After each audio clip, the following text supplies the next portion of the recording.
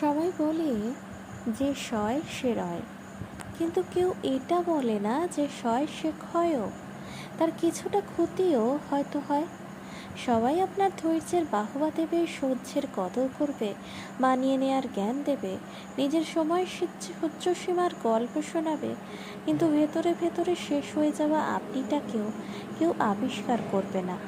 সবাই আপনার বদলে যাওয়াটাই দেখবে, বদল হওয়ার কারণটা খুঁজবে না। পুড়ে ছাই হয়ে যাওয়া মনটাকে কেউ জল দিয়ে শান্ত করবে না, বরং সমালোচনা করে আগুনটা আরও উস্কে দেবে। কাটা খায় মলম নয়, মানুষ নুনের ছিটে দিতে ওস্তাদ। আবার আপনার সহনশীলতা অন্যদের কাছে এমন একটা অভ্যাসে দাঁড়িয়ে যাবে যে আপনি একটা দিন অসহ্য হয়ে প্রতিবাদ করলেও আপনি ভালো থেকে মুহূর্তে খারাপ হয়ে যাবেন। মুখচোরা আপনার নিমেষেই পরিচিতি হয়ে যাবে স্বার্থপর হিংসুটে বদমাশ নামে। আসলে আপনার মুখ বুজে সইতে সইতে আর রইতে রইতে থাকাটাই অন্যদের কাছে সত্যি স্বাভাবিক হয়ে যায়। তখন আপনি গলা ফাটিয়ে আপনার সঙ্গে হওয়া অন্যায়ের কথা চিৎকার করে বললেও তারা শুনবে না। আপনার চোখের নিচের কালি তাদের চোখে আঙুল দিয়ে দেখিয়ে দিলেও দেখবে না। আপনার গালে শুকিয়ে যাওয়া মোটা জলের দাগ তাদের মায়া উদ্রেক করবে না।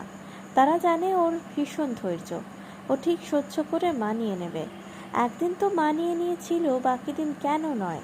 তারা কেউ বলবে না পরিবর্তন দরকার। তাই সহ্য ঠিক ততক্ষণ করুন যতক্ষণ সেটা আপনার সহ্যের সীমার মধ্যে থাকে, সহজ থাকে, স্বাভাবিক থাকে। অসহনীয় অন্যায় সহ্য করে নিজেকে তিলে তিলে শেষ করায় কোনো গুণপনা নেই, সে রয়ে যাওয়ার কোনো মানেও নেই। কলমে পার্বতী মোদক, কণ্ঠে দেবশ্রীরা।